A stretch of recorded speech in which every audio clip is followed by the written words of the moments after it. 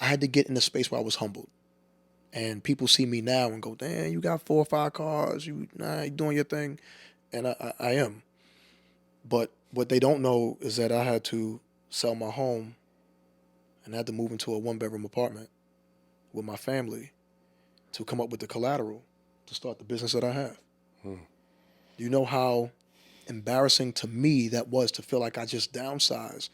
Because to me, if somebody saw Jay and know Jay that came from this is now downsized to that, to me, my ego was touched. Without understanding that, you know what, that's dope to go through this, to put yourself in this situation, to come up with collateral so that you can build the business that you want to build. I know, yo, and I was a statistic. What's that, Jay? All right, let's talk about it. I was the guy that was driving my wife's car all day trying to find work after dropping her off to work using her whip. This dude right here that now I'm 7 figures plus. I do what I want. I travel where I want. My kids don't want for shit. I'm by buildings. I was a statistic. So I see these podcasts and I see the women that hate the men and the men that hate the women. And I say, damn, if we could just figure out how to get along and coexist with each other, because we need each other, but we hate each other. Men and women hate each other. If we could figure out how to be a squad and understand how to work together as a team, there's nothing that we can't do, because we need women to be exactly what we're supposed to be. But women need men to be exactly what they're supposed to be. Yeah, yo. I'm gonna live. I'm a different type of Where's it at? guest. Right there. It's all right. We'll let him live. Oh, I gotta give you some work and stuff, huh? You should. Man, we coming with the product placement. I know. Wait, hold on. You been having beanies and shit. Hold on, man. I've been seeing it. Don't hide the logo. No, we not hiding. I know. Bro. I'm just messing with We you. not hiding, bro. How y'all feeling, fellas? Good, man. Good, bro. How was y'all week this far? I know, right? I had a busy week. I lost 2 homies in a week, though. I lost Demi that I went to high school with. He's older than me. I made when I made varsity my freshman year, towards the end of the year, he kind of took me under his wing. Him and Wiley. You think you know those guys, Wiley and Demi, Maybe. from the Bradley Demi, League. I know Demi for sure. Yeah. Demi passed? Mm-hmm. Demi didn't pass? Mm-hmm. No way. On I-10, his motorcycle had a malfunction. Pulled No over. way. One car hit him, and then a tow truck hit him, and then a third car hit him. Damn. I know him. Yeah. And then my boy yesterday, Jamal Thomas, I went to high school. Or he didn't go to my high school, but I've known him for a long time, and he's my barber. And talked to him at 3 o'clock yesterday. I was like, hey, bro, because when I set my appointment, bro, I'll get there at 3. I won't leave till 5. I was like, hey, tomorrow, bro, I need to get my hair cut, because I got a lot of shit. He's like, nah, I got you. Yeah. I called him back. I took a nap, man. Woke up, called him. I was like, hey, man, make sure you know what I'm saying, you on time. His mama picked up, started crying. I'm like, Miss Thompson, what's going on? She's like, my son's dead. I said, huh? She's like, he's dead. Jamal's gone. Let me call you back. I'm at the hospital, and I'm talking to the doctor. I said, what? Man. Didn't know what happened. I found out later on today he had died at LA Fitness over there. LA Fitness, bleeding from the mouth or something. Something happened. They're going to do the autopsy, but just dropped dead playing hooping. I was like, God. That's why you gotta be grateful, man. Nah, for sure. You gotta be grateful for everything. Yeah. My condolences, brother. Yeah, facts. It's eerie. Like, I'm never going to hear his voice again. And I shoot the shit with him all the time, man. And, of course, he's my barber. So it's like, I'm like, when his mom answered, I was like, Stop, what you doing, girl? Where he at? She's like, he gone. Like, my son's dead. I'm like, huh? And she's like, let me call you back. It was unreal. I honestly went back to playing Call of Duty. I was like, man, that ain't just happened. I was like, Reggie, we talking about Jamal died. Like, And then it hit me till this morning, and I started seeing people posting. I was like, oh, man. Peace to his transition, man. Sure. Yeah, for sure. Man, how you doing, though, bro? How was your week? He just got back from the moon. This man's amazing. This man probably done wrote 2 books, documentary, went to the moon and back, met President Obama and Turks and Caicos, and he's back, man. That's exactly what I did. Here, right? That's exactly what I did. Nah, man. Man, life is good, man. Life is good, Jazz. Yeah, I cannot complain, not one bit. Most definitely. Absolutely blessed. Man, y'all, let's go ahead and get into this intro. Welcome to another Code Game Conversation. I am your host, Jazz Avante. today, man, we got the fellas in here. You all have met JB here, but today we have like my big brother, a mentor. We first met, I want to say it was around 2020. Yep. I want to say. Yep. He was just, hit me up in the inbox, man. I see what you're doing. Like, I rock with your grind. We're going to tap in soon. And, every time I link with him is love. You know what I'm saying? Like, since day one, it was like, he was like my big brother that I wish I had. You know what I'm saying? So I'm going to go ahead and let you introduce yourself, man. Let them know where to find you, what you do, and who are you? I didn't know where to find me, man. Talking right. They know where to find me. For sure. Facts. I mean, first of all, I appreciate you having me on here. Oh, definitely. We've done a number of things together, but this I'm really proud of. To see you in this space, the success that you've had. I mean, but I knew this. We talked about this before this happened, right? Factual. I appreciate it, and I appreciate having my brother here too, man. I wanted to, before we even start anything, I really appreciate you, Jay. The last time you were here, I saw the shout out. Oh yeah. Appreciate the love, man. I'm big on that. As I get older, a lot of people forget. Oh nah. A lot of people forget. I can never. And so I'm really appreciative to those that kind of remember. Yeah. When you got somebody that's been there, because not everybody is genuine. Right. You know what I'm saying? And so when you got somebody in your life, whoever that may be, if you got somebody in your life that's genuine, do right by them. Mm-hmm. You know what I'm saying? Jay's always been been A1 with me. Mm-hmm. Obviously you, and I'm proud of the both of y'all. I love what y'all have going on. So that's just my flowers to you guys. In terms of myself, man, they know where to find me. Yes, sir. And if they don't, then they don't need to. Well, okay, so let them know what you do a little bit. I like getting the guest on here and talking about the man or the person behind what they do. So just kind of like give us the genesis, man, like where you're from and take us back. Wow. The long and short of it, I'm a halfway Houstonian. I'm a New Yorker for sure. But man, the thing about me is like Jay said earlier, I'm a myth, and I love that. Army Swiss knife. So whatever you need, he I love that. I love that. Like you can't categorize me. for sure. You can't box me. I'm an athlete. I'm a business owner. I'm an entrepreneur. Yeah. I'm a mentor. I'm a big brother. I'm a great friend.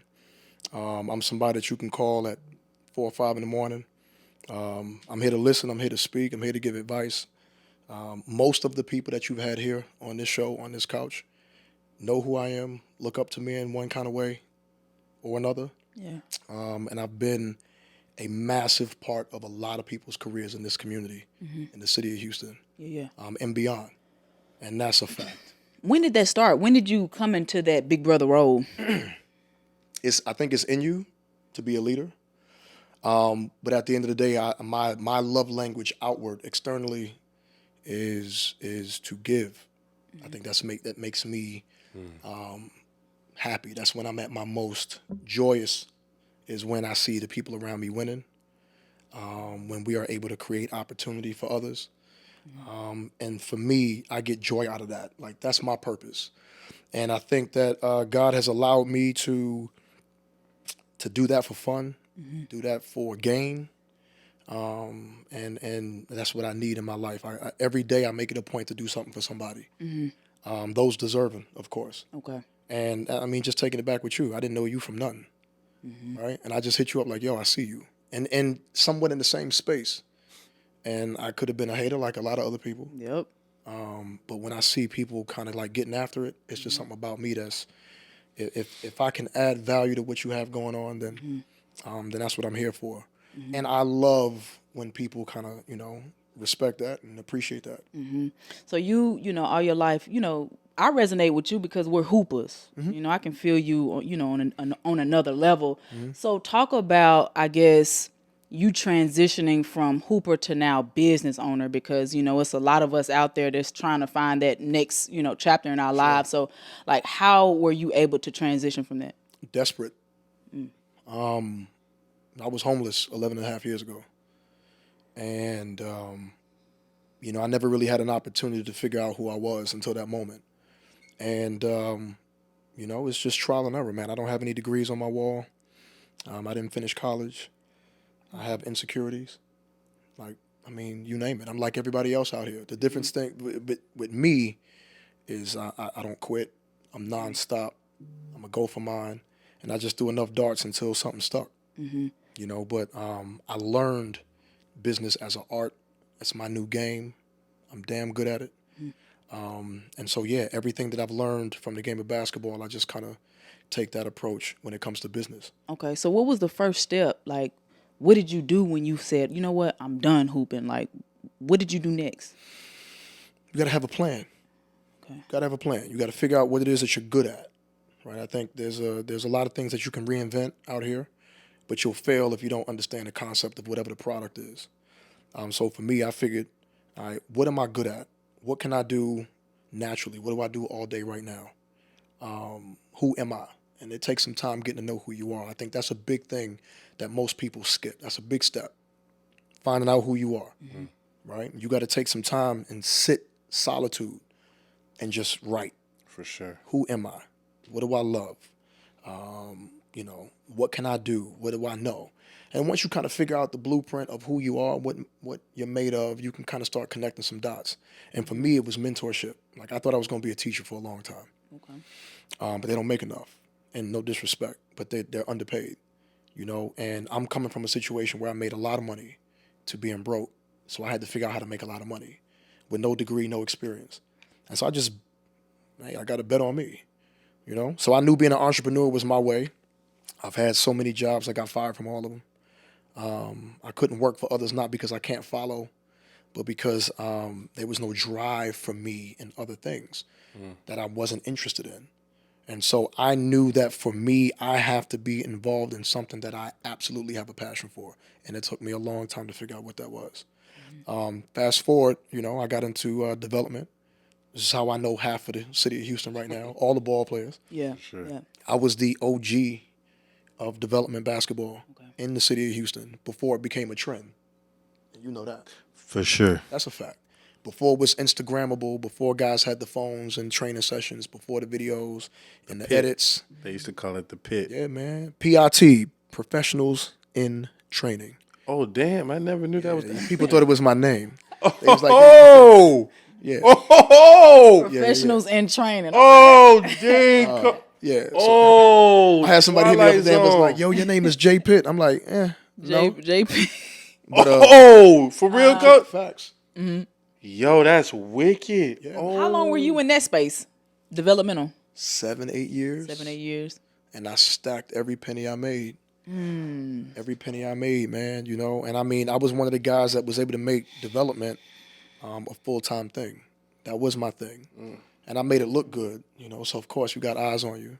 Yeah. I had the Benz, I had the drop top, the SL5, I had the whole Champagne nine. color. Was it Facts. You remember that champagne joint? Stop playing with me. I had the coldest SL500 Man, come in on, the city man. of Houston. Stop, That's your trainer? Yeah, it's cool. Stop fucking with me. Yo, I was on that level. So obviously people think it's easy, right? And like I told you before, basketball is one of the only businesses that you don't have to be certified in. Yeah. You can go to academy, get cones, get whistle, and call yourself a trainer. And I think it became the thing. It became the fad. It was the thing to do. And then next thing you know, it's like, you know, it's a trend on every block. Fast forward the next couple of years. And then I knew that for me, that lane, that space was just kind of getting played out. So I knew age one, you know, I can't do this when I'm 50, 60 because selling point is massive in this business. I could lace them up. I can kick ass with these kids, 8th, 9th, 10th grade. That's where you develop respect with the youth. Yeah. You know, so I knew my age was one, but then two, I knew that the game would get watered down. And so when you understand what's happening around you, which people don't pay attention to awareness, that'll hurt you in business. You got to pay attention to what's going on, you know. And so I understood the movement. I'm like, the wave right now is everybody's becoming a trainer, right? And so all the kids that were on my doorstep were now going elsewhere if they couldn't get to me, if I was priced too high, whatever. You know, somebody's doing it for $10 less, Yeah. so they're gonna go there. And I'm not gonna lie to you, bro. Like, first of all, I'm glad that I have you here right now, so you can minister to me. But I feel the transition in my life within that. Up.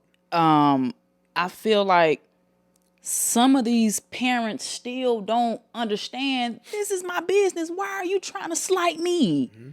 I don't have to deal with that. You sitting up here trying to bargain. I ain't got time for that. I'm not a fresh trainer bargaining for sessions. So, like, talk about that transition, like transitioning from the developmental space to now doing what you're doing now. Like, what did you learn during that time? So it took a lot of time. I had to learn humility.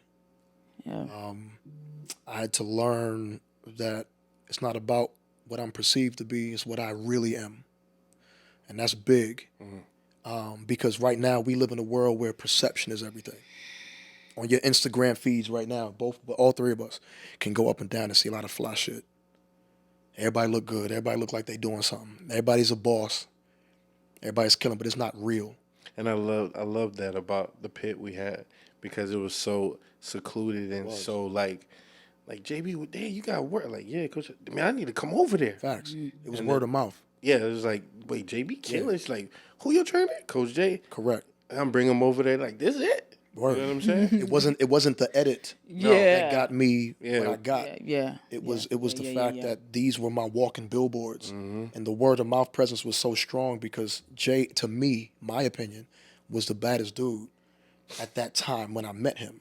I mean, it's just pound for pound skill level, it was nothing out here like that.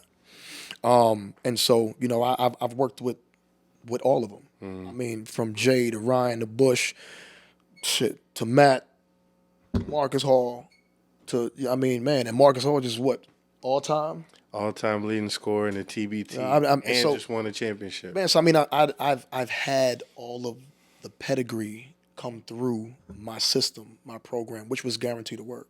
If you came to me and really spent some time with me, you became not only a better athlete but a better person.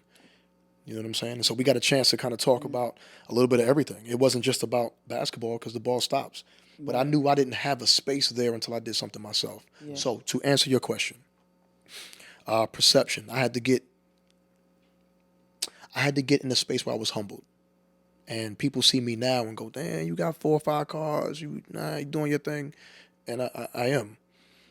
But what they don't know is that I had to sell my home and I had to move into a 1-bedroom apartment with my family to come up with the collateral to start the business that I have.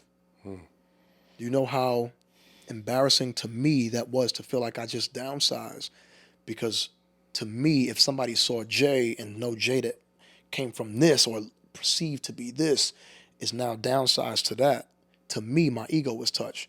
Without understanding that, you know what, that's dope to go through this, to put yourself in this situation, to come up with collateral so that you can build the business that you want to build. Yeah. You know what I'm saying? So scaling back sometimes, that's the blessing. Being able to be humble, For right? sure. Being able to kind of be okay with what life really is. Be happy with like, yo, my family, my health, the little things. We take the little things for granted. Yeah. You just talked about you had some friends pass away. These are little things that we talking about, right? We always want the big shit. We always want the look and man, I was so grateful for just being able to have a roof over my head, being able to eat because it was peanut butter and jelly sandwiches. How'd you take that as a man? Because we know men and y'all are prideful. Like, how we did are. you take that? We are. And it takes a good partner, Okay. right? If I had a wife that was about material, that gauged my manhood on what I could purchase, what I could do at that time, instead of understanding the investment that we are trying to make, life would be completely different. Damn, that's powerful, my dude. Life would be completely different. Because I think right now there's such a standard for men. It's hard being a woman, we get that. But for men, everything is hierarchy, right? And so now, in order to get that woman that you're attracted to, there comes with a certain standard to that, right? Which is fine. And I don't think that anybody should settle for anybody. But there are some ridiculous standards out there. You know, and I'm grateful that I had a partner that understood, A, what I have inside me, that will push me even when I can't push myself, and will allow me to try, which means that she has to be okay with me failing. And when I do, if I do fail, you don't make me feel like shit or less of a man. There were times when my wife made more money than me. She was the breadwinner. Couldn't afford shit. But let's not talk about that though, because if he don't make this and if he can't pay for that, then I can't do that. I can't be with. But I understood how to still lead my household while making less money. I still understood how to be a man in my home, even if I'm fiscally at a disadvantage, because I understood what I had in front of me, which was a plan of attack. Yeah. You understand what I'm saying? And Yeah, together yeah. we gonna do this. Sometimes, you Jordan, I'm Pippen, and then vice versa. How did you lead her knowing that? Because, men, like I said, y'all are prideful. And I had a lady that come on the other day. She was like, they want to provide. If they can't monetarily provide for us, they can't do nothing. So how did you lead her knowing that she was the breadwinner? High communication, high levels of communication, affirmation, constant discussion of what's taking place, making sure that she's never out the loop Okay. and ideas. That way, my goals or my side hustles or my businesses are not mistresses to who I have next to me. That's tough. You understand? So I think that Very tough. women are lost. That is a fact, though. No, like people gonna see why this man is just so awesome. It's like you think he's just about basketball, but it's about life and just It's life. what I learned from this man. Yeah. I'll text him like, I'm gonna text you like 2 weeks ago. I was like, "Yo, Coach J, I love you, bro. Facts. I And love." that was it. It's quick. And That's it. I said, man, you made my day.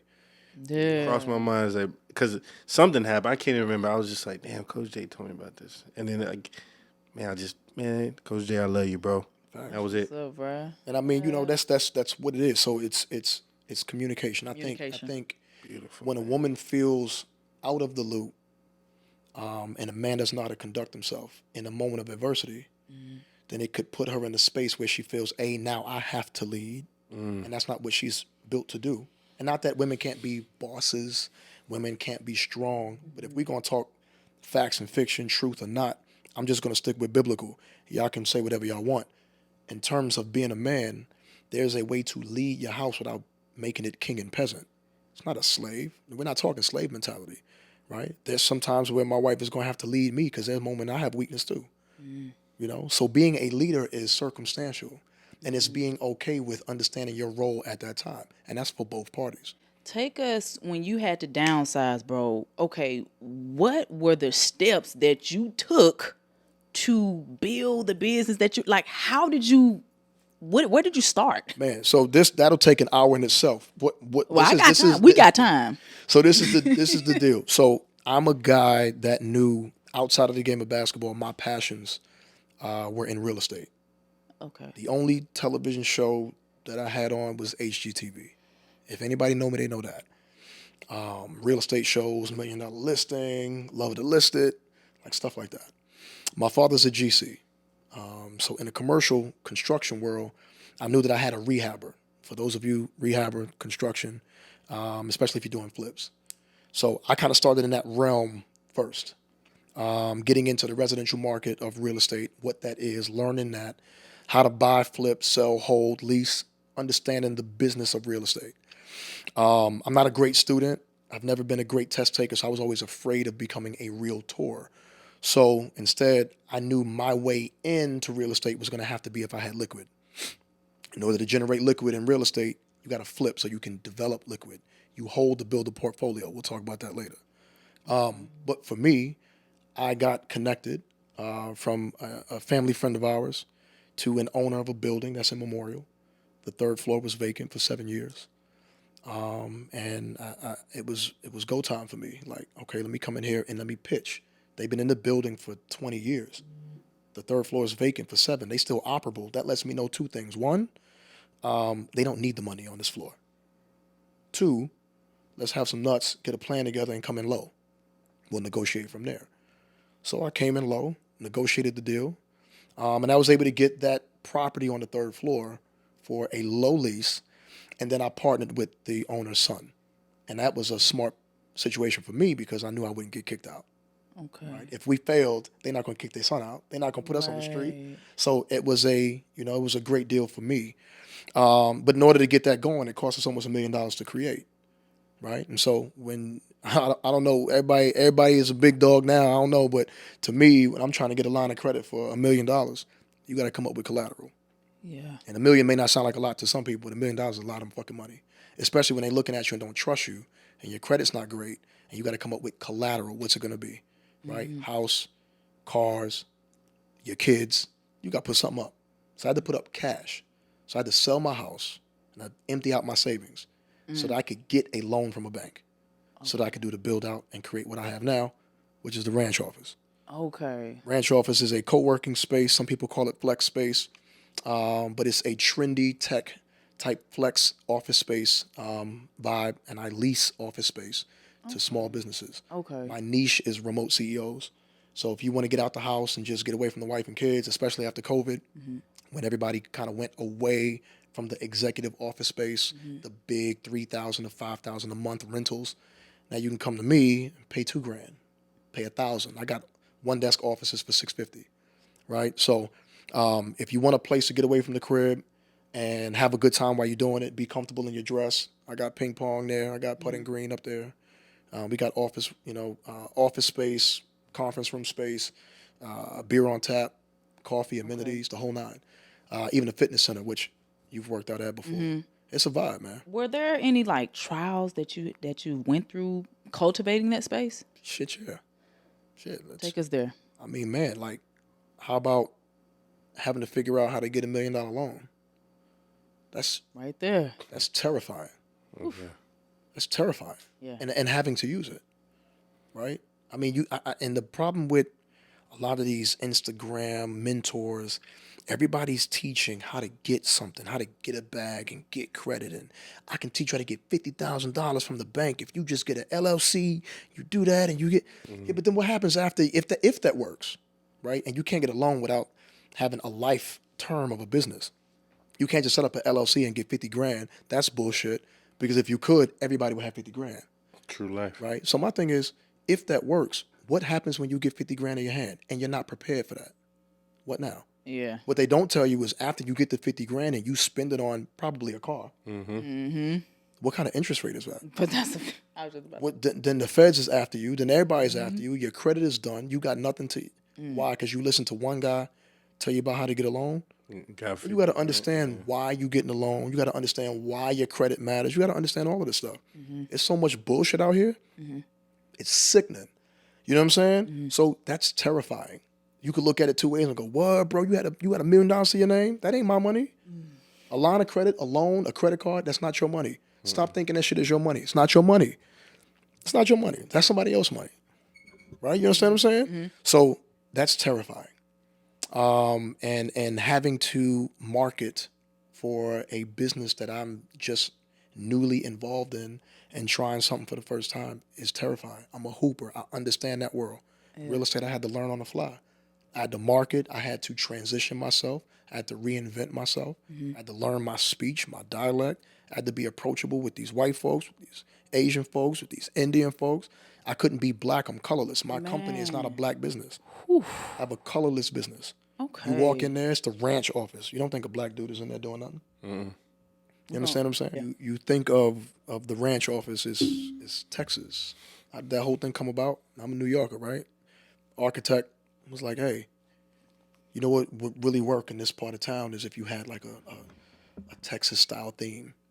I'm like, fuck out of here, man. I want a loft. I want no ceilings. I want like a whole city vibe. Modern, yeah. My mother always told me, man, you could be right or you could be rich. And even as a business owner, sometimes you have to listen and understand you don't know everything. For sure.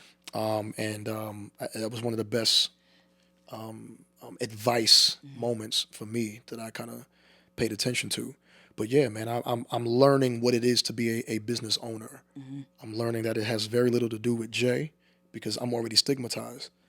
There are some people that don't want to deal with a black business. They don't have to know me. I'm an awesome guy. I'm very intelligent. I'm one of the smartest people I personally know. But there are some people that don't want to deal with that. So I'm surprised that, when I had people come in and it's like, oh my God, you're the you? But they came in because they saw it's a colorless business. So it's not a black thing. It's not a white thing. It's a good thing. Yeah. I'm understanding how to do good work, but that's terrifying. What else was scary? COVID. 2020. This thing happened in the world that we didn't know anything about. You know, the rodeo shuts down and the Rockets stop playing. I'm like, what the fuck's going on? I just started this. You started during the pandemic. 19. I'm in my first year. I'm 70% occupied. Like, what the fuck's going on? Like, God, come on. How'd you handle that? God. Like, the rest of the world, right? There was no way you could handle it. You just had to live through it. And so I just told my wife, I said, man, listen, this is what we're going to do. Everybody around me, in terms of my competitors, were price tagging like super high rates on rental because everybody knew, like, I got to stay in here. To them, they were like, in order for me to stay in here, I need money. So everybody else was about money. For me, I said, you know what? We're going to give. Everybody else is taking. We're going to give. So I deferred. I sent the email out. I saw people packing up, getting ready to leave. Obviously, it's a God clause in any real estate deal where if something happens in the world that's out of anybody's control, you could break your lease. And we've talked about that in other real estate since with on a personal note between me and you. But in any clause in real estate, you can break a lease if something happens beyond our control. Okay. So what I did was I sent an email to all of my members at the time. And I was just like, look, stay. Don't worry about no money. Don't worry about no rent. I'm deferring rent until further notice. Come to work, close the door, work, stay. Do not pack up. Stay. My wife was like, what the fuck is wrong? You going to try to cover this whole... I said, look, if we go down, we're going to go down helping as many people as possible. That's what's up. That's just what we're going to do. What? I sent another notice when the gym started opening back up with like 30%, 40%. I sent it. I had a Instagram post and I sent out some stuff on LinkedIn. I was like, yo, I got a fitness center. First 5 people that reach out to me get a chance to use the fitness center to put food on the table for their family. Because nobody wanted to go to Lifetime and be around those sweaty seats and you touching this weight and touching that weight. So nobody was really going. So trainers were dying. So they were trying to work outside at the park if they could, but you just only bust so much a client want to do that shit. You know what I'm saying? Or virtual. You know virtual work ain't the same as face-to-face. Oh, yeah. You know, so I'm like, look, hey, trainers, if you need a place to work and provide food for your family, I come from a trainer's background. I know that world. I know what it's like when a kid twists their ankle and can't train for 3 weeks. You like, fuck. You know what I'm saying? But you got to be supportive at the same time. Yeah. Better. Like, hey, you know, heal up, man. We'll see you in. Put ice on the elevator. Man, you already know we counting them heads, man. We like, damn, we need that. Yes. So I opened up my fitness facility, man, and you know, I had trainers coming through there working, doing their thing, and able to provide for their kids. I mean, I had trainers like, yo, Jay, I don't really know you like that, man, but I got 2 daughters. I appreciate it. I just felt so good in a time that was so horrible, and just being able to help, you know. And then June, July, phone was blowing up off the hook. That's when everything kind of starting to come back. You know, the mom and pop businesses were able to get back in action, and everybody was looking to downsize from the big executive spots because the CEOs were realizing, like, wait a minute, we don't need to spend $5,000 a month for our company to still operate. We can do this remotely. Hell no. But then after a while, they was like, well, we know our team is watching Netflix all day, so we want them to get out the house, but like we don't want to spend this much money anymore. Who do we call? I'm the wave. Yeah. And I had the wave before anybody else was really doing that. So I became 100% occupied by September.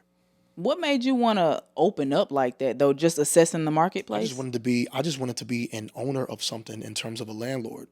I wanted to have residual income. No. I mean, like, what made you want to open during COVID? Like, what made you want to keep everyone in and stay?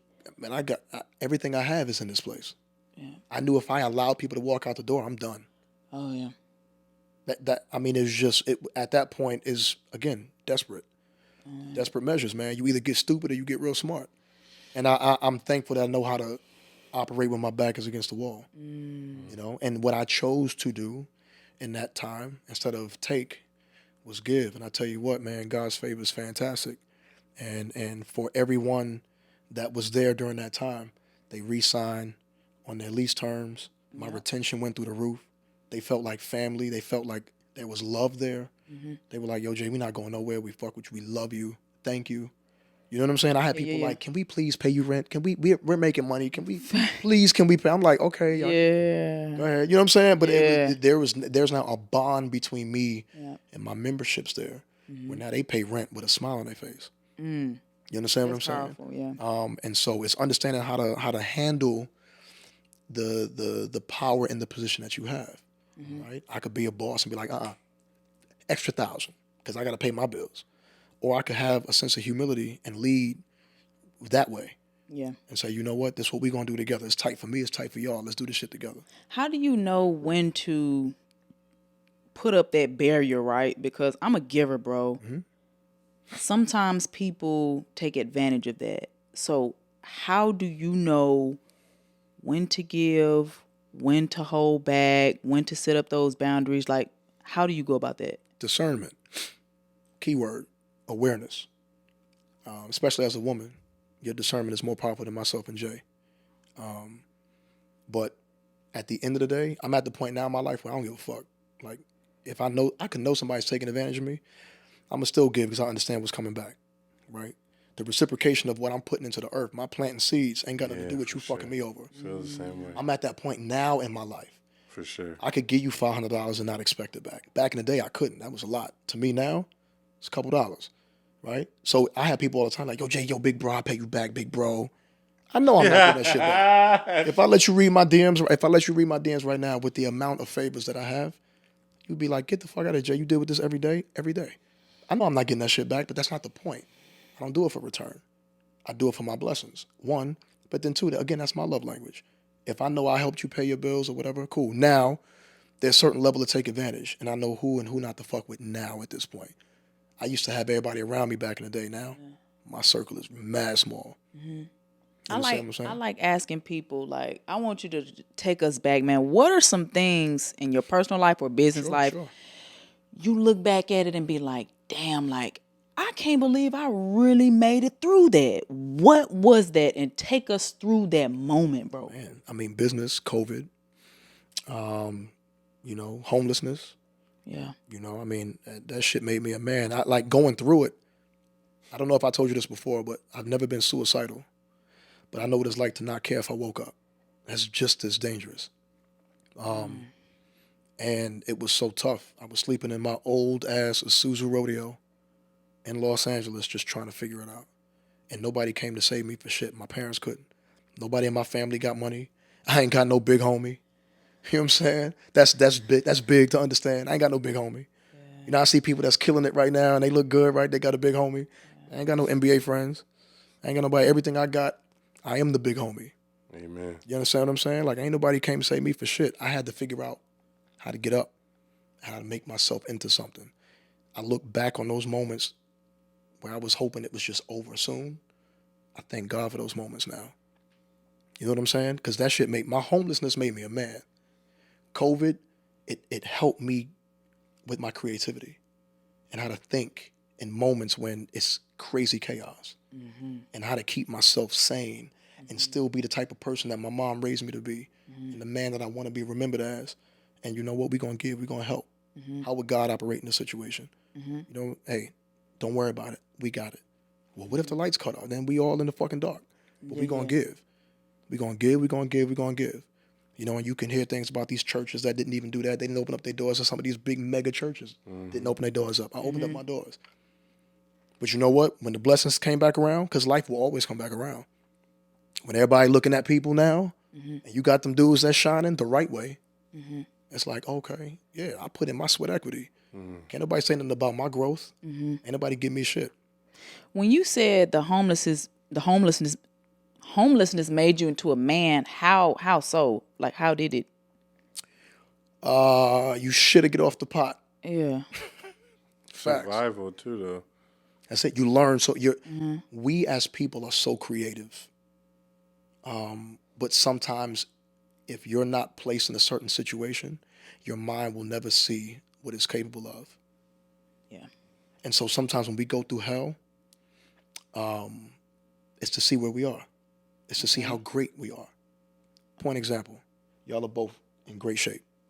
When y'all choose to go to the gym, do y'all understand what y'all choose to do when y'all go to the gym? Break it down. When y'all go to the gym, you guys are choosing and making the decision to break and rip your muscles apart. That's exactly the scientific method of what it is. Never really thought about You that. lift weights and you feel that soreness, it's because your muscles are ripping. That's scientific fact. You're choosing to do that. You make a plan to do that. Okay. You'll call your boys and say, yo, we about to do this. Right? We have no problem with the strain, the grunt, the toughness, the sweat, the pain, to wake up the next day like, oh, damn, y'all laugh about it. We laugh about it. But when it comes to life, we don't want that pressure.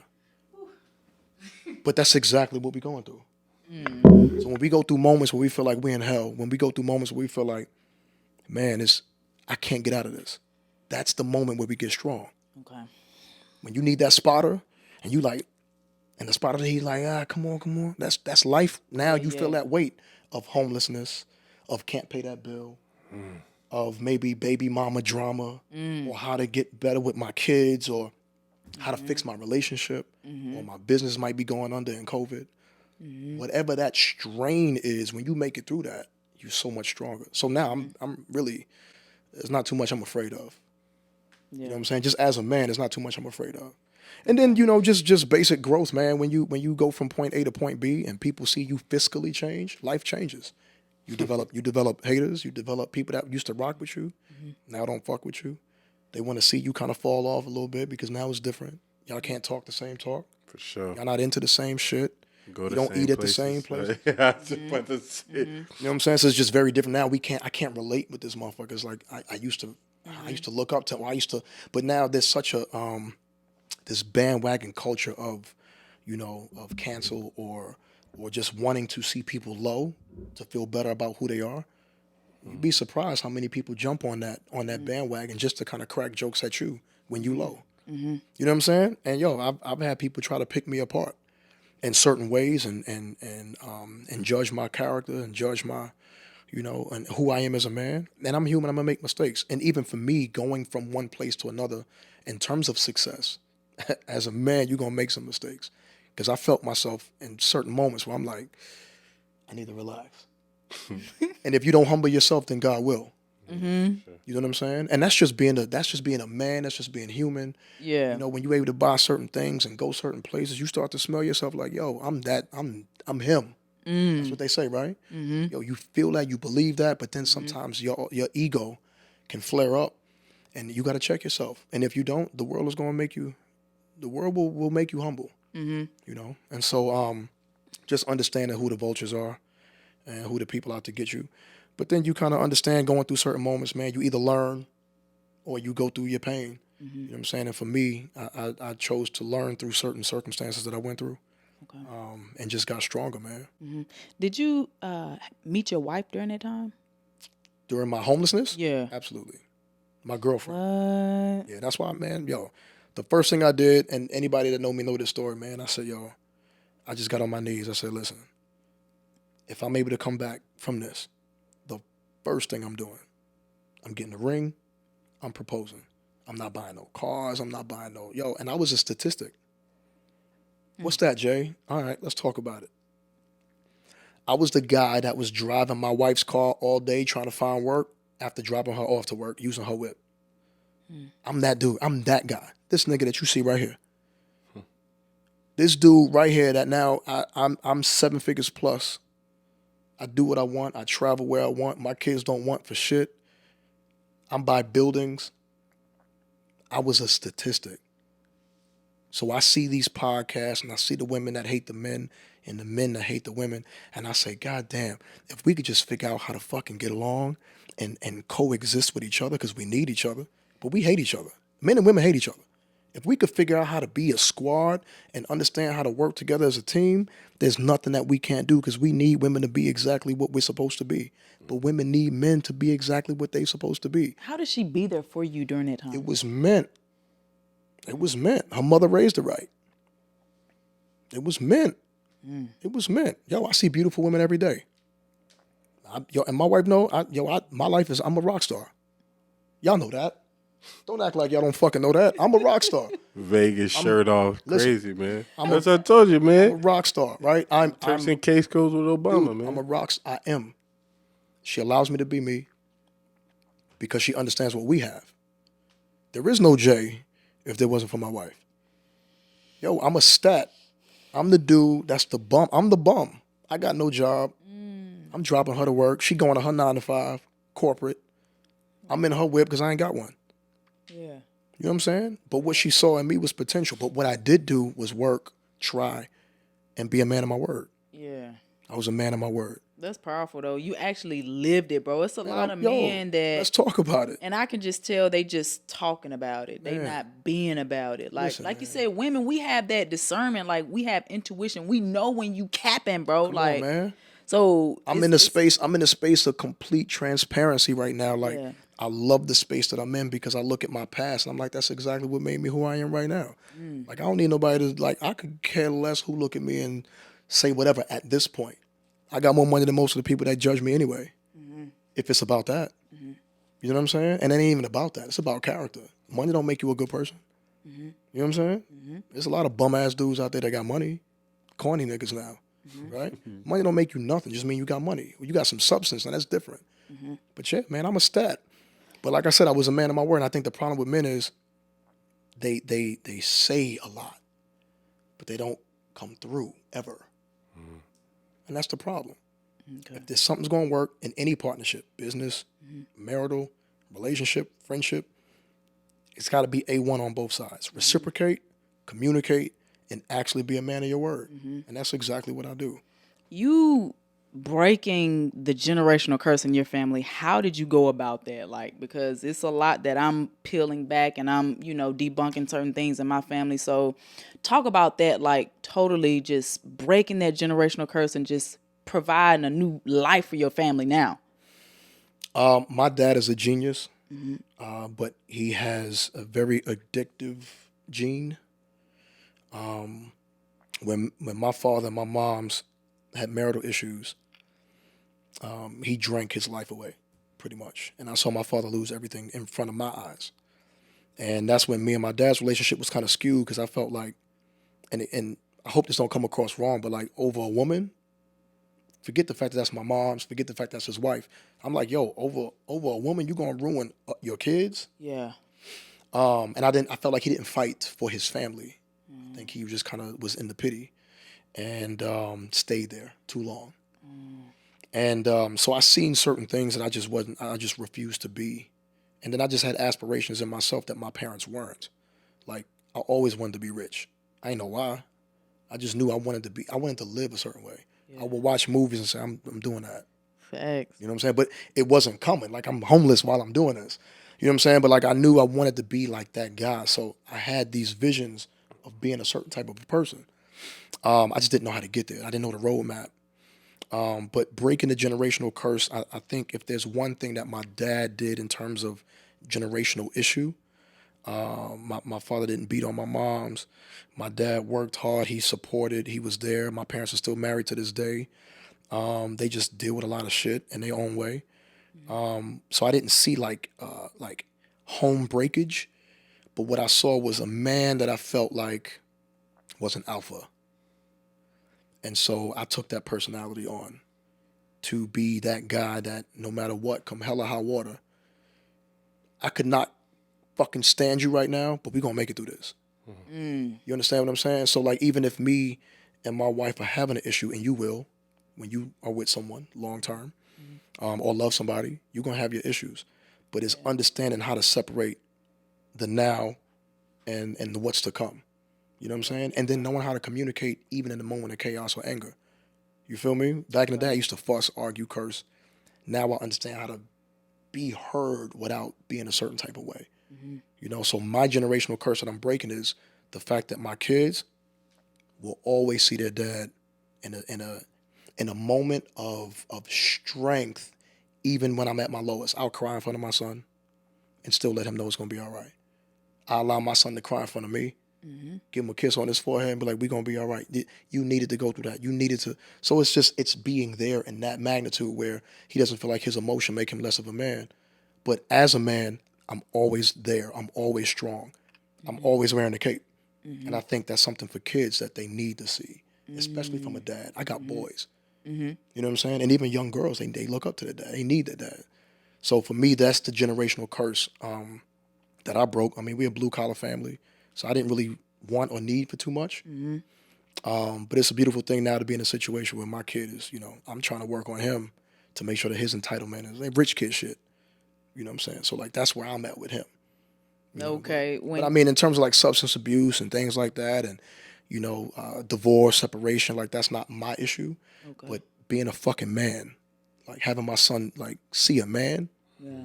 that's the generational breakage. Like, yo, this is how you do it. When your sons grow up to see this, man, what legacy do you want to leave to your sons? They'll have it. They'll have it. My kids will be able to make a decision on what they want to do, how they want to live, if they want to take over something, or create their own path, and they'll have the ability to do that. My sons are in a situation where they'll be able to work in the summertime at the age of 10, 12, 15 at a company, learning the ropes on what business is, paperwork, invoicing, proposal. Man, that's powerful. Like my kids are my kid. You seen my son in the office? He act like he owned that bitch. Yep. I mean, that's just like and that's a generational thing that a lot of us don't get a chance to see. You know what I'm saying? And so my kid, it's normal for my son to go to daddy's office. It's normal for him to run around in there till I tell him to slow down. And like it's normal for him, and I love that. It's normal for my son to have experiences from 4 to now 7. And I mean, like, hey, what was your favorite trip? Oh, the Bahamas and shit like that. Like, yo, Yeah. summertime vacation for us, spring break was like you off from school, you home. Yeah. Yeah. You off from school. That's the break.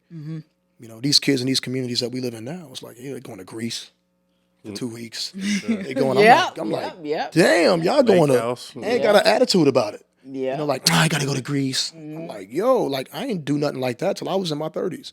You know what I'm saying? And so my son has experiences that most adult men don't have in terms of what he's able to see. Which I love too.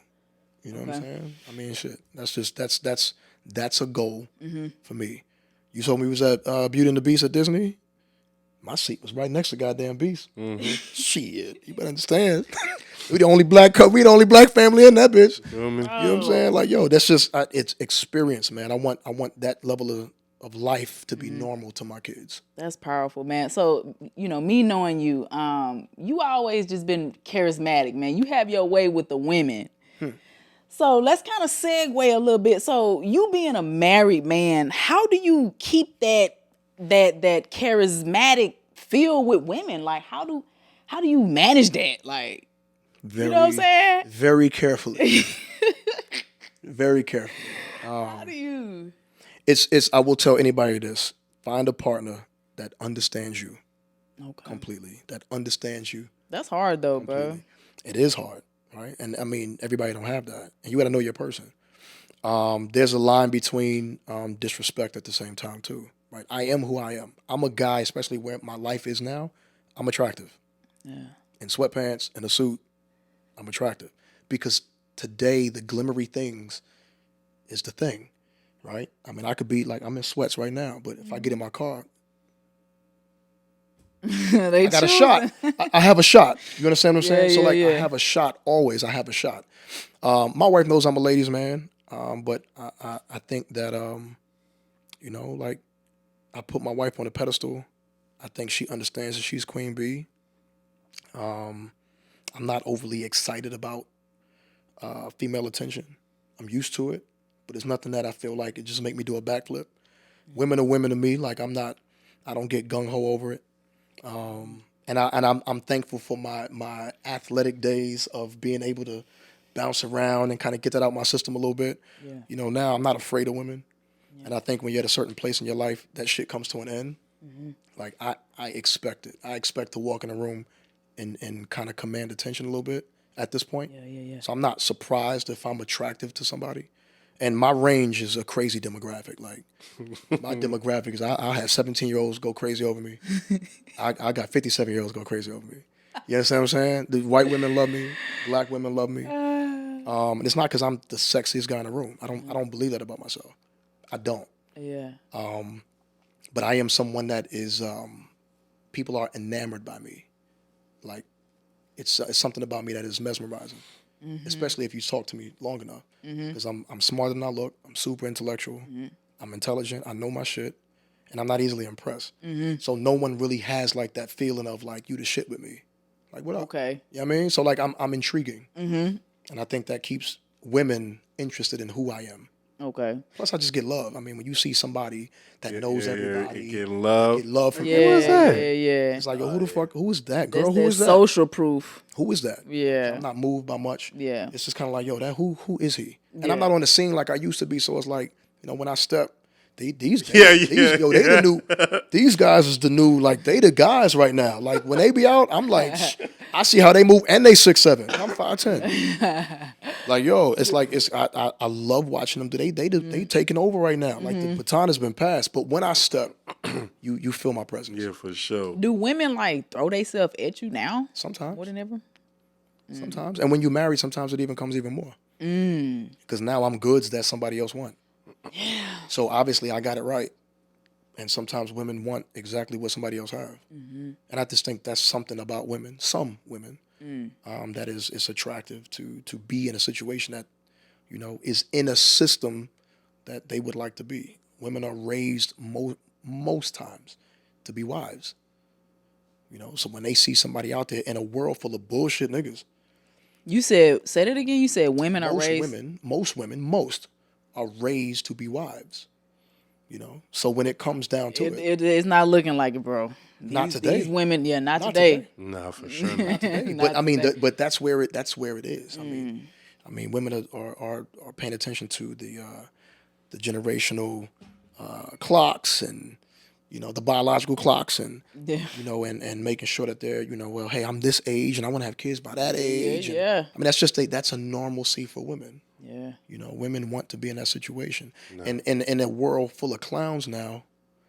And it's tough to say that, because it's like, what come first, the chicken or the egg, right? Who messed up first, men or women? It's hard to say.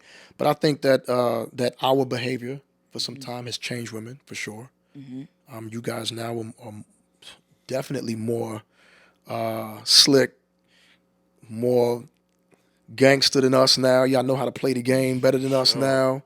Y'all are the bigger players now. Y'all understand it, and y'all do it better than us. But at the end of the day, I think that it stems from us not doing our part. But yeah, when I think when men and women, when they see a counterpart or they see somebody that's kind of like taken, there's something about something that's taken. It just is. It's just something about something that's taken than something that's available. I want to hear your point of view on that. On which part? Just like women,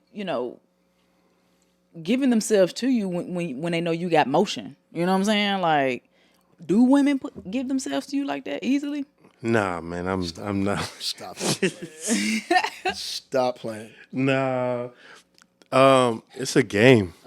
Like, it's like one of those things where like it's almost scripted in a way. It's almost like, hey, how you doing? You so tall. You play sport. It's like a script thing, and then sometimes I choose to spar. Other times I'm like, I'm good, love. I appreciate it. Okay, depending on the mood. But I mean, yeah, it's all a game, especially nowadays. It's like, what can I get out of it type thing. So JB is massively charismatic too. Yeah, he is. He is Massively. for sure. Okay, that was very interesting. So what is it? What is the simp again, JB? What you say? Let's talk about it. We're gonna talk about that. to me, a simp is just, I mean, it's just a guy with no purpose. All he has is money. That's all he can. That's all he has. He has no substance, no personality. All he can do is be like, yeah, baby, I can buy you that. I can buy you that.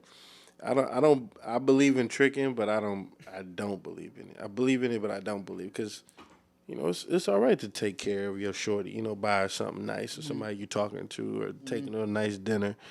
I believe in that, but if I can't have no dialogue with you or nothing like that, all I'm doing is just basically paying for your time, and that's some trick ass shit to me. Yeah, You know what yeah. I'm saying? Because niggas be doing that now. Oh no, I know. Because they usually say, I'm gonna pay the money anyway. I'm gonna take her out to eat. I might as well just give her this quick little fight, whatever it is, and then I'm going on by my day. Like, You gonna give me time. You gonna ask about my day. Looking at it. nah, I don't subscribe to that shit, bro. At all, bro. No, for sure. Yeah. So Shit, it's understanding the arrangement, yeah. right? That's what it boils down to. Yeah. That's the arrangement. They know what they want. Dude know what he want. Take a little bit of money to Gotta get go it. through the motion, right? Take a little bit of money to get it, man. Hey, that's crazy. To each his own. I'm trying to see where I want to take it next, y'all. Take this How I conversation. met Coach J. Coach J, how did we meet again? Bro, I know you came. I went to Fondy. I was planning the Fondy, and I finished my game. And yeah, I just take my time, man. I'm just putting on my stuff. And I don't like just getting in my car stank ass like a lot of these cats. Dry off a little bit. You know what I'm saying? I like to get clean. Yeah. And I was just seeing this dude had this little pigeon toe walk. Oh damn, man. Damn. I got mine too, don't worry. And just like layup line, back dunk, da-da-da, footwork was crazy. I'm like, let me stay and see. Like, who the fuck is this guy? Crazy game. It was, you have a game that I personally appreciated because I felt like at the time you had what I always wish I was as a basketball player. Damn. In terms of your size, how you move, I played very similar. No, you do. You know what I'm saying? Like it's a very, very similar game. For sure. And even as we age, and how it's like more shooting, more like like Taking your time. a Yeah. hundo. So I appreciated your game to the utmost, man. And I stayed and watched, and then I kept watching you play just a couple weeks, and then that's when I think I saw your Instagram, and I connected through that.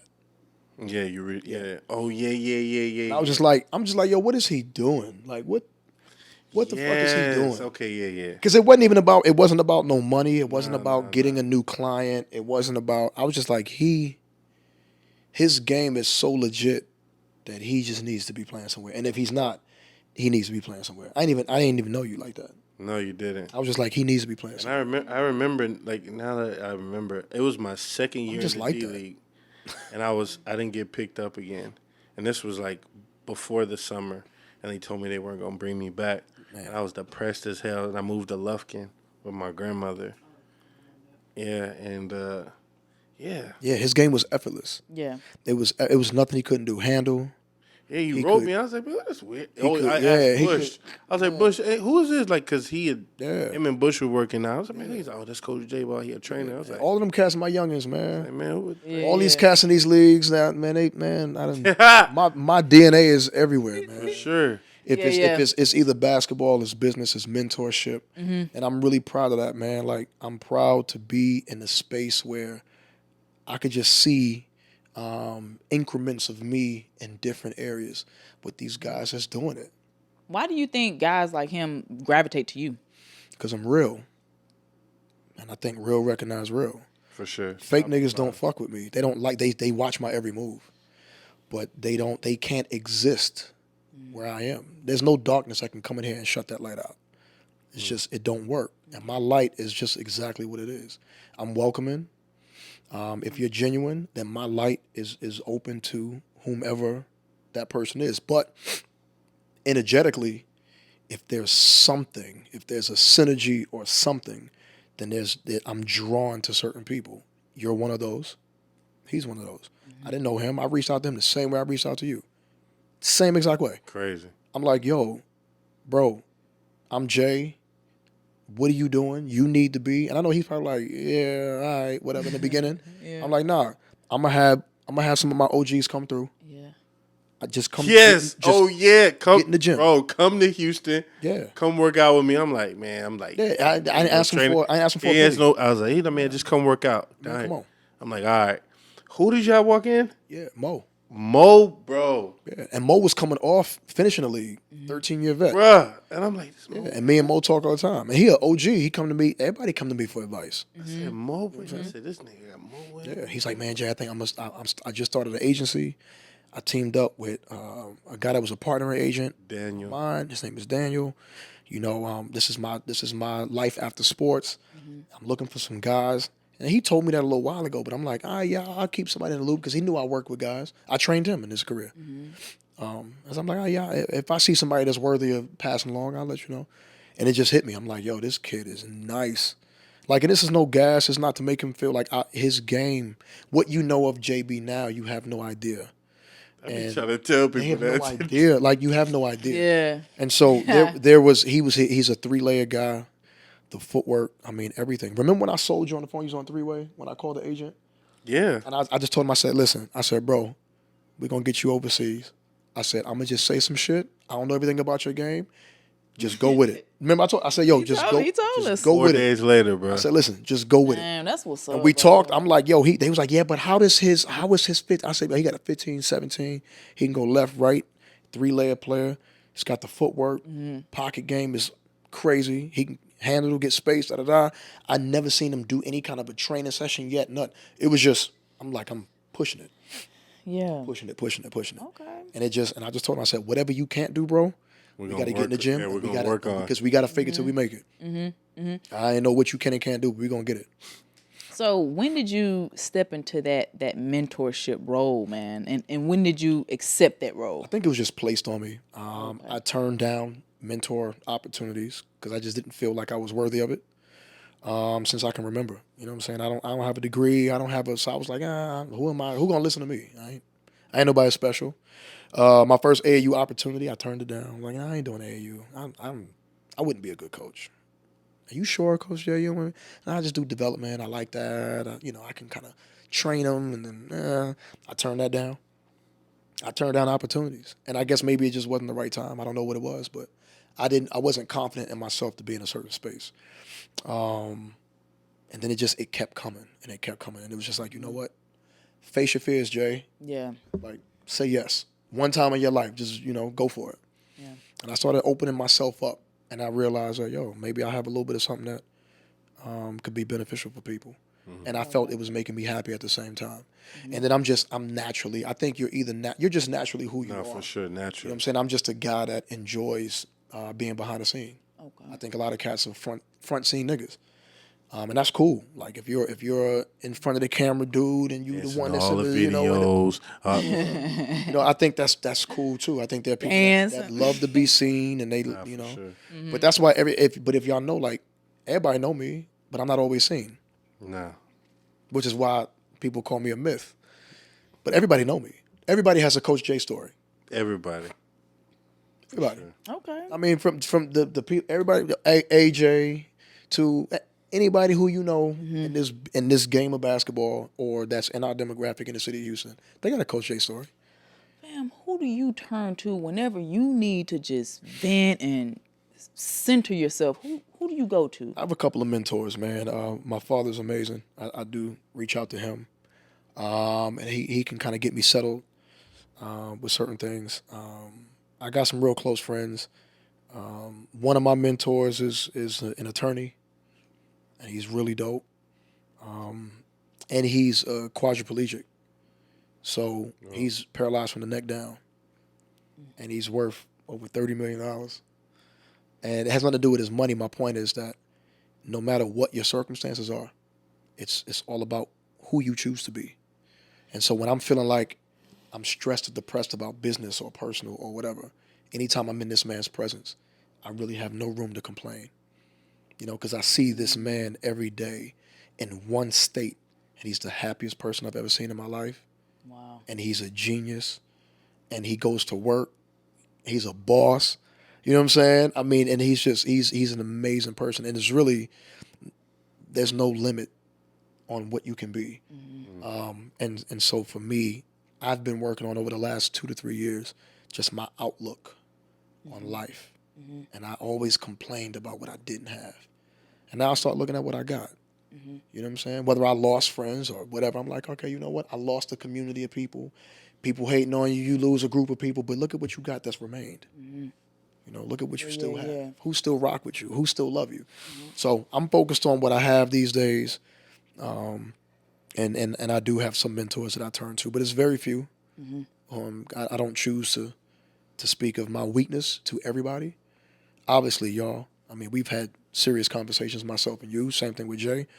But I don't expose myself to everybody because not everybody deserves that energy. Right. Okay. And I would tell people to be careful about who they vent to, because not everybody that's listening really wants what's best for you. Yeah. Or who you tell your plan to. You know what I'm saying? And so sure. yeah, you just want to be careful about I'm noticing what that you now. speak. Yeah. That's making me, bro. I self isolate myself a lot. And now I'm going through a transitional period in my life, and so I just feel like in order for me to really overcome this, I have to really go deep within myself and learn and expand from this experience, man. So I wanted to ask you, how old are you? 38, 39? 39. 39? God damn. So going so going into your 40s, like what are you looking forward to? Really living now. I spent the majority of my 30s fixing all the shit I messed up in my 20s. Okay. And so now that I'm in a place where I have things in order, my 40s will be my decade of experience and fruit of my labor and happiness. That's so dope, bro. I'm so happy right now. Like my life right now is so like you can't move me with negativity. I won't allow it. There's no space for it. I have my days like everybody else, but I'm so at peace because of the work that I put in. I put in sweat equity. You know what I'm saying? And I got crazy favors. So there's not one person that could ever step to you and say that Jay did them wrong. That, you know, Jay's not perfect, but I'm a great person. And like I said, man, my good overrides whatever fucked up things that I might have done in my life as a human. But when it come down to it, pound for pound, there's so many Jay stories of, man, listen, I sat down with Jay and he gave, he Man of offered. a word, man of his word is Man, the listen, main you already thing. know what time it is. I mean, you've done things in my business establishments where I could have put a price tag on it. I could have done different things. I could have tried to like most people. Man, you done book signings at my place. You done worked out at my place. You done been involved in certain things with me. You know what I'm saying? Like yo, like I'm that guy. I'm open arms. You know what I'm saying? And man, I'm genuine. You know what I'm saying? So I have a lot of good vibes around me right now at this age. You know what I'm saying? And so I think that's really where your peace comes from. When you know the environment that you live in is peaceful. I don't really have a lot of hate around me. You know what I'm saying? I fuck with certain people. I don't fuck with certain people, but there's no drama in my world. Okay. I'm drama free, man. Speak to that young entrepreneur out there that's just like you were at, you know, that point to where you, like you said, you had to downsize. You feel like that was at one of your lowest points. How do you tell that person? How do you help them get out of, you know, that mental space that they're in right now? In entrepreneurship, Yeah. it's not for everybody. And I think that the Ooh. sooner they understand that, the easier life will How become. do you know? Okay. So how do you know if it's in you though? If you can't handle pain, if you can't handle humility, if you can't handle transparency, if you can't handle ramen noodles, if you can't handle peanut butter and jelly, Adversity Yeah, you too. can't handle cereal 3 times a day, if you can't handle a certain way of living, if you can't sacrifice for yourself That's or it. for the people you care about, For sure. if you have to be the man everywhere you go, if you have to be the biggest and baddest in every place you go to or in your group of friends, it's not built for you. You're not built for it. I seek people that are doing well beyond where I'm at. I seek for people that make me look like small fish. I need to be in those situations where I'm looking for crumbs from somebody that can look at what I'm making and go, that's cute, Jay. But what you want to do is, and understand it's all relative. Because what I make to some of my young guns, they like, Jay, if I could just be where you at. And that's cool. It's all relative. Because I got my OGs that I look up to. I'm like, All perspective. man, it's all perspective. Yeah. So even when you think you the shit, it's all perspective. I don't walk around like I'm the Nah, shit. for Like, sure. you know how many people make way more than me. You know what I'm saying? Now I'm in a position of wealth. Yeah. That don't like, it's all relative. It's perspective. So to answer that question in totality, I think a person needs to understand who they are, right? And what they're willing to go through. And if you're not willing to go through some battlefield moments, then you're not an entrepreneur. It's not in you to be that. You can even have something handed down to you and you'll ruin it. So you have to understand who you are. Okay. Once you understand who you are, if it is for you to go through those moments, then it's time to perfect the craft. Now you have to work on your ethics. Understanding what you're made of is one thing. Ethics is another thing. Discipline. Will you get up? Will you go to work when everybody else is going on vacation? Yeah. When everybody else is going to turn up, can you grind? That's a big thing. The fear of missing out is massive, especially today. That's a real big Huge. thing. I agree. Hey, everybody's doing it. Yeah, what party? Who was there? And then the worst thing is the next day, I'm like, nigga, you I missed it, swear, I was bro. about to say, it's always the time you don't go. And then Bruh, all the Houston should Rockets have came seen. in. Oh, it's always that one time you don't go, bro. Yeah, you gotta understand, man. But them slow grind moments, man, it's like when you pop up and you got yours and you did it quietly, like Jay-Z said, you bubble quiet. Right? Then you bubble. Like when I came out with the ranch, nobody knew what the hell I was doing. It's like, when you get this? It was like, Yeah. I don't allow nobody to speak negatively on my stuff, and I keep certain things to myself, but I work, and so I sacrificed some years to be where I wanted to be. But now I can go where I want to go. That's a fact. You feel what I'm saying? So entrepreneurship is a way of life. It's not a thing, and everybody can't do that, and it's not given to everybody. Anybody can get an LLC. Anybody can get an S corp. Anybody can get a DBA. That does not mean that you're an entrepreneur. It means that you have a title that someone else can't get in terms of name of business. Name of business, yeah. But it's not who you are. I'm an entrepreneur. Like I'm a hooper. Yeah. Anybody can play basketball. Yeah. How many times we go to a gym and see people playing the game of basketball? I do this. Yeah. But how many hoopers do you see? Yeah. You understand? Yeah, It's in you. It's in you. in you. I'm at the point where, as a basketball player, I can hold my own in any gym that I go to. Some Still. gyms, right now, right Still. fucking now, like I heard a story about him yet the other day. Like, man, you remember Coach J? Yeah. Man, he was hooping, man. I said, man, I know. I'm telling you, like some gyms I get 30, and some gyms I get 10. But I can hold I can exist. Yeah. You understand what I'm saying? And so, as an entrepreneur, finding where you exist within what it is you want to do. So I am an entrepreneur. You understand? And I mean, it's just what it is. We had this conversation not too long ago, and I want you to, talk to like my new audience now, bro. Does money make you happy, bro? It can. It depends on what you place your importance in. If having money is the end all, then you'll be excited that you have money for whatever that thing is, right? Money is a great asset. And for anybody that has money that's like, oh, more money, more problems, it can bring that too. Money makes life a lot easier. Okay. I don't worry about my bills. I don't worry about the cars that I have to fix. Auto pay going crazy. I don't have to. I don't like those are no longer my stresses. You understand what I'm saying? And so yeah, it makes a certain level of anxiety die in regard to finances. Okay. Now, in terms of pure happiness, if all you place your happiness is the money that you make, you're subject to what you pull in.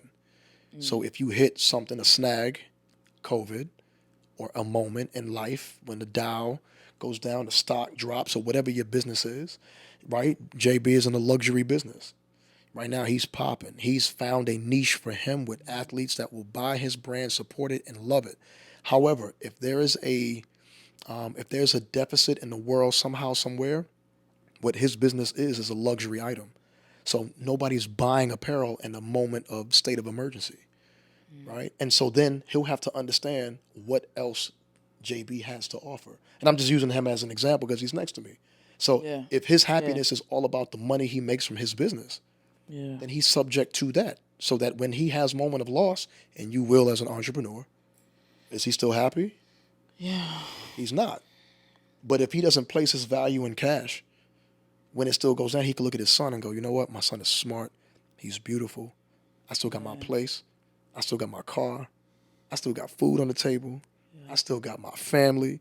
I can call Coach Jay when I need him, and he's right there. Amen. I could call, like, then you place your value in other things so that when his business scales downward, now he's still who he is, that we all love, that we all know. You understand what I'm saying? So it's all about where you Yeah. place the relevancy in terms of cash. Okay. And so I used to feel like money is the end all. Like, yo, I'm gonna be rich. Well, what the fuck is rich? That's what's rich to you might be different from me. Rich to you might be 10 million. Rich to me might be $175,000 a year consistently. It's all about where you place rich. Rich might be, man, I got a beautiful family. They go to private schools. I'm in this neighborhood. I don't have no drama in my life. That's rich. What's to say that that's not rich? Rich has nothing to do with money. It's all about what that is to you. You feel what I'm saying? So yes, Okay. money is an asset. You understand how to use the tool, right? If you're in construction and you have a hammer, it makes building something a lot fucking easier. Could you imagine building a wall with just your hands and a nail? That shit would be hard as fuck. Facts, But if you had a hammer, that makes that one job a lot easier, right? That's what it's an asset. So I use my money as a tool. I don't make it my happiness. You feel what I'm saying? Okay. JB, speak to that. I'm just saying it's I mean, it's Yeah, understanding understanding. but I understand that now. Okay. like Coach says, it's about perspective. I definitely am in a different position I was in. Shoot, even playing. Like now, I'm getting to the point to where I'm almost making more money than I was making professionally basketball, and now I have a kid, so now it's like It's real. it's real. He goes to a private school. He's been going to school since he was 3, and I used to think like I gotta have this and look this certain way. I still have a shoe problem, but but overall, it's about what I'm doing for my son and my legacy and my business and what I'm leaving him, and that to me is rich. That to me Absolutely. is more important than having $100,000 or the money part. The rich part is I'm the soccer games and him calling me and Dad, Yeah. we need to go place it like that. That shit to me now, and that I'd never thought in a million years I would feel for, is just so awesome. Like I'm out in this heat playing soccer with my son, practicing because Saturday, we got playoffs. You know what I'm saying? So yeah, like Coach Jay said, it's all about perspective and where you place the rich word. Okay. And in his life right now, what he's going through, because I've been there too, what he's going through now is he's starting to understand the difference between what's actually valuable. And the key word that he just mentioned, without saying it, is money, and then there's time. Oh yeah. And this is when you get to a point where, okay, you got one, maybe a little bit of the other.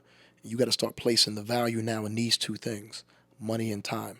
I'm at the point in my life now where I'll pay for time. Yeah. I'll pay for it. Buy back your time. Yeah. There's just certain things that it makes sense for me to have a nanny. It makes sense for me to have an assistant. It makes sense for me to be able to free myself up so I can get to more things. Yeah. Right. And especially when it comes to family, being at soccer games and all of that, like This is awesome. there's nothing more For real. valuable than being able to say, I'm here, him see him, know my dad is there. And like there's a lot of guys that can't do that. Okay. You know what I'm saying? So then you have to ask yourself again, what takes precedent? The money or the time? Yeah, because Money really ain't shit. Yeah, right now I get Daniel calls me like, hey, we got this job out here, blah, blah, blah. I'm like, how long? Man, okay, so you do 7 months, then you come back. It's like 7 months. Like, how much? Ooh, it's I'm like right there. Like, I'm like, maybe just, because I still kind of want to go play, right? And then, Jace, come, let's go to Greece. Like, come on, let's go back to Asia. Let's go to China. Like, come on. Okay. Just so he can see me. And I mean, because he sees me in these league games, but that's, but like, I want him to see like people appreciate me and the fans and like the love other people have for me out there. Yeah. And, like, but it's hard. Like, can I spend 5 months away from my son? Like, 'cause I see that little dude almost every day. And, just seeing him develop and learn and like, especially like teaching him lessons. Like, yo, son, you don't do this. this is how you do this. You know, teaching him how to be a young man, a gentleman. Yo, every time you see your mom, bro, you run to the door and open the door for your mom, your mima, your grandma, your tia. Anybody that's a woman, you open the door for them. You understand that? You grab the groceries. You always ask for help. Yes, ma'am. No, ma'am. What'd you say? Yes, sir. Okay, bet. Like those type of things. Like things that I have my hands on that I appreciate so much. And then, you know, it's bittersweet that it's like, JB, we got X amount. What's up? 7 months. And I'm like, you know, and competitive side. And then, you know, It's tough. it's hard. It's hard. It's tough living for you independently and being someone that people count on. It's very, very tough. Bro, I'm gonna take this time to, and I always say this, like, you are one of few people that I take the advice and I apply it. Yeah. If I'm the type of person, if you just sitting here talking to me and if I don't see you doing nothing with your life, I'm not gonna listen to you. Like, no disrespect, I love you, but I'm not going to No, for listen sure. and I'll let you apply. talk. Get it out. Get it out.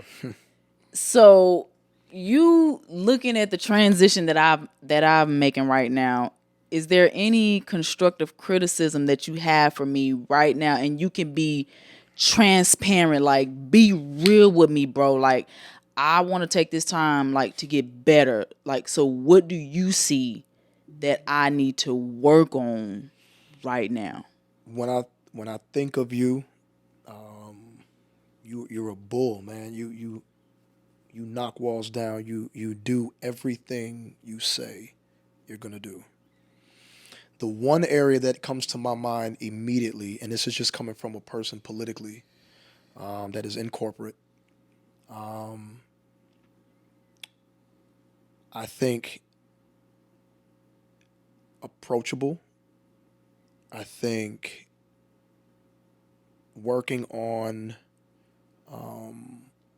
how you work with others, how you develop yourself within the team, and understanding that jazz can do some great things, but you can't do everything by yourself. And I think one of your weaknesses is the social part of business. If you could do everything by yourself, get the fuck out of your way, you will do everything by yourself. But I think that I would love to see you in a space where you work on not just socially in a setting of with a microphone in front of you, but being more approachable in business to develop the type of resources that you may need in the future, whether it be this is going to take off, right? What you have is going to take off. You will have to sit down with companies. You will have to sit down with investors. You will have to sit down with sponsors. You will have to sit down with people that you will need to help monetize what this is.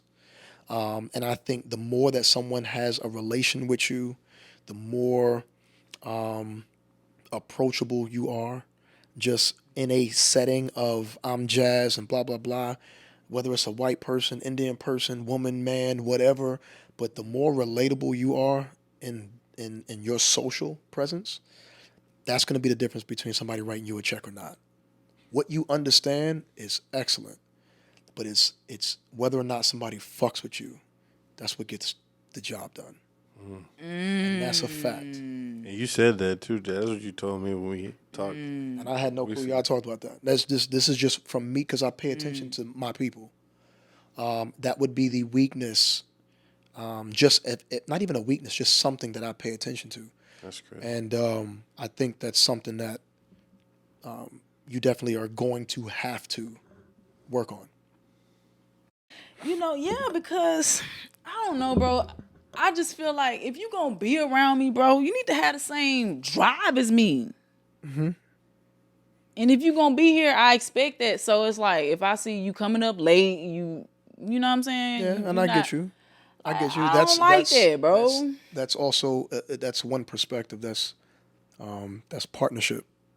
Yeah. I think if you're talking about partnership, then if you have a business with someone, then you want someone to be equally yoked. Right. And I get that too. But when it comes to, I don't know, booster, if it's investor, if it's, if it's someone that's in a different space, Yeah. then how can you make that bubbly, charming Jazz pop out with a smile on your face when you feel like having that scowl, and you just here because you like, what? Who I need to talk like? I Yeah. want you to work on being. If you want to call it fake, do what you got to do. You understand? Like that's a big part of business. Sometimes we have to do the shit that we don't want to do to get where we need to be. And I think social awkwardness is one of the things for you because you're in your own space and you prefer to be there. But you're gonna have to be a chameleon one day. Because when this shit kick off and you got people calling you and emailing you like, hey, we didn't seen your podcast and we would like to, can we meet? Can we? That's the initial hell yeah. Like you gonna be pumped Yeah. about it. Yeah, Jay, they want me to come to Pittsburgh and sit with them. Yeah. When you sit down around 9 people that you don't know, you know what they're looking for? What are they looking for? Vibes. That's what they're looking for. You know why? Because there's a contract and they're going to have to work with you and you're going to have to work with them for whatever that term is. And don't nobody want to be around somebody they can't fuck with. So what you know is irrelevant. You're hot and they understand that. But it's likable, right? That's the biggest part of marketing and sales. People don't buy the product, people buy the person. Person. Let me ask you this: do you think I'm likable Absolutely. When you choose to be. when I choose to be? Absolutely. Now I'm your family, right? So you'll be whatever you're going to be, and I understand what that is. But I'm family. I've seen Yeah. you in moments when you've spoke to parents of a kid that you're working with for the first time, and you know how to sell Coach Jazz, and they love you and oh she's amazing, and you got this spunk about you. But then I also know what it's like when you kind of like today ain't your day, and people just need to fucking know that. And that's the thing. That won't always work in this business Okay. of corporate.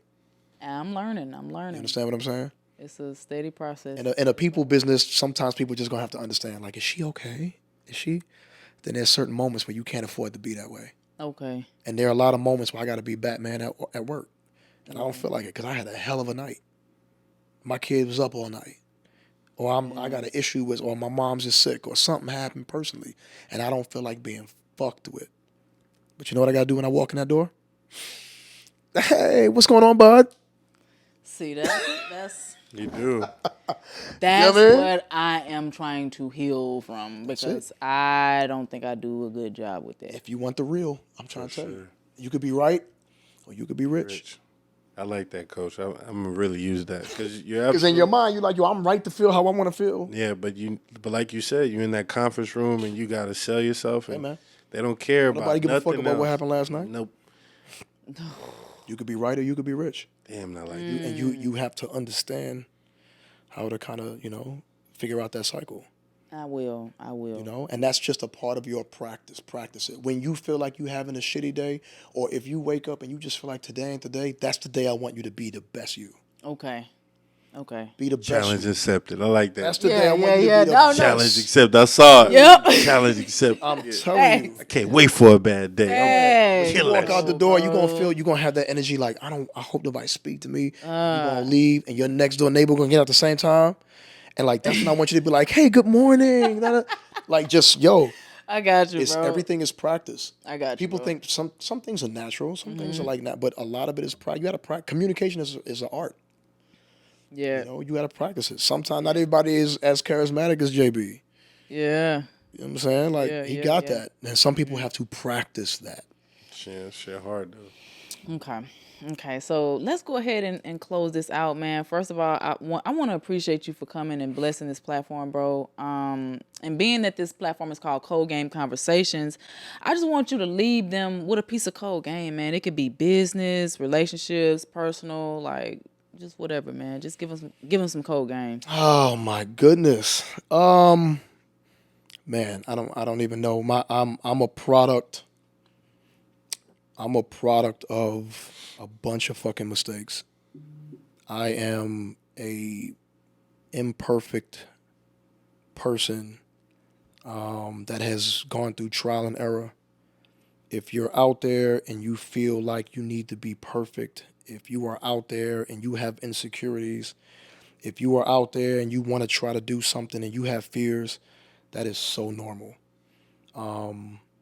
I am where I am today because I just didn't quit. You know, you fake it till you make it. You learn what you need to learn, but get around good, positive people.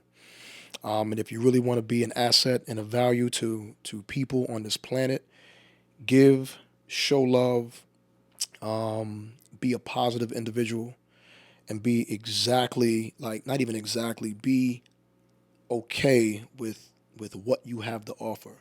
And I always tell this even to my students. There are going to be people around you. Think of a potluck.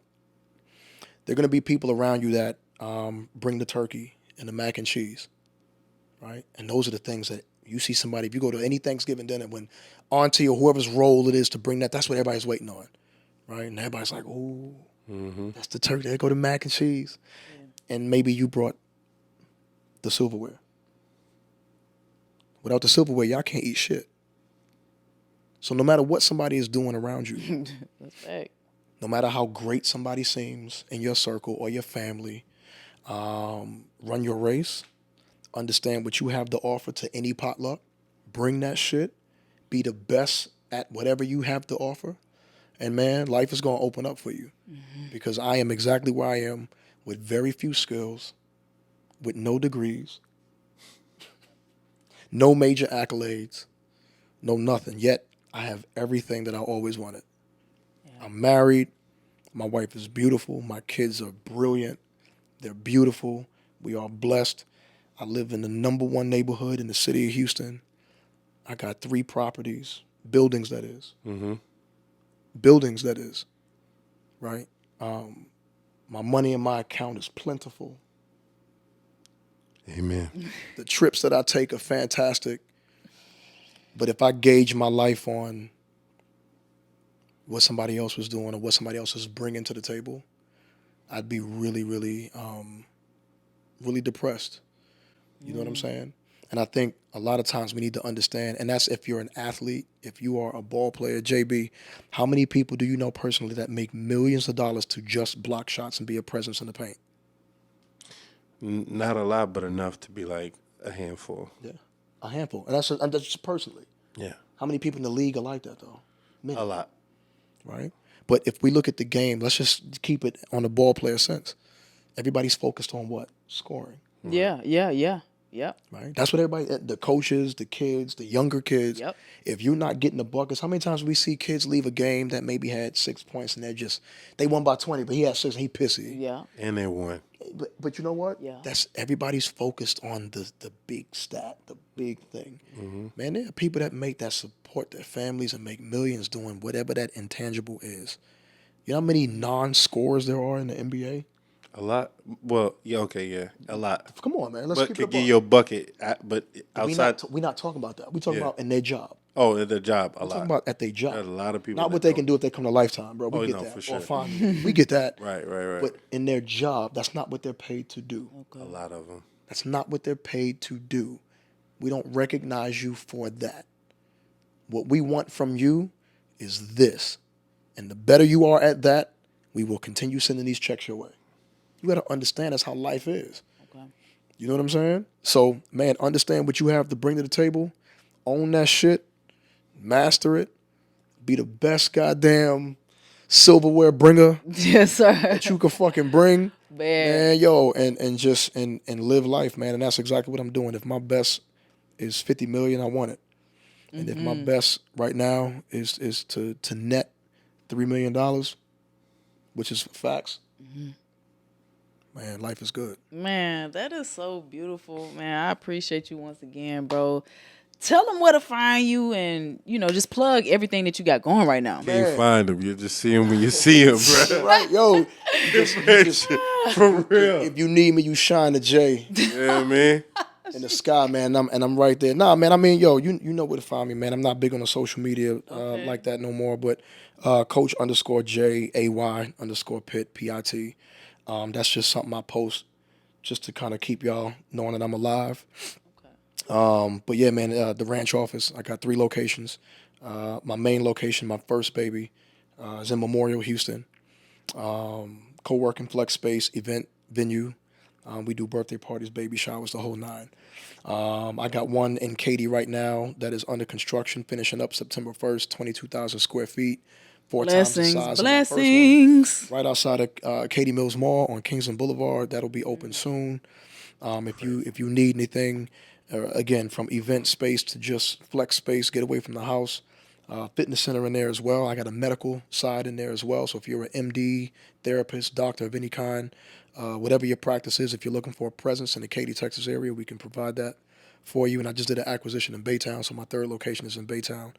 Same premise there. The difference with that one is I took over a church that was dying down, so I will be the only co-working space that is able to rent or allow ministries to rent a sanctuary that don't have a church home.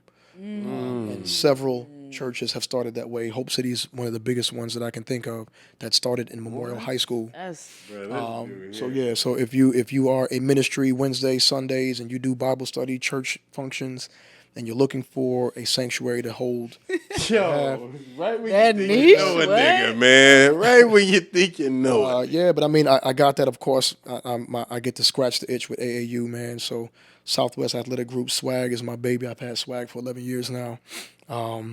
Got some great kids from the Memorial area all the way down to Katy.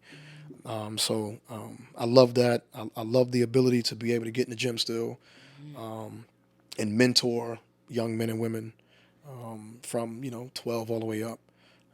So I'm thankful for that. And now with AAU, I'm doing more givebacks and charitable contributions than I've ever had before, which is why this is so fun for me now. It's not about the ball. Now it's about how us as privileged people can help those that are in different situations. So yeah, my AAU program is still in existence. We still doing our thing. We still kicking ass and taking names. Coleman brand wine, man. I'm one of the only 7 minority wine companies.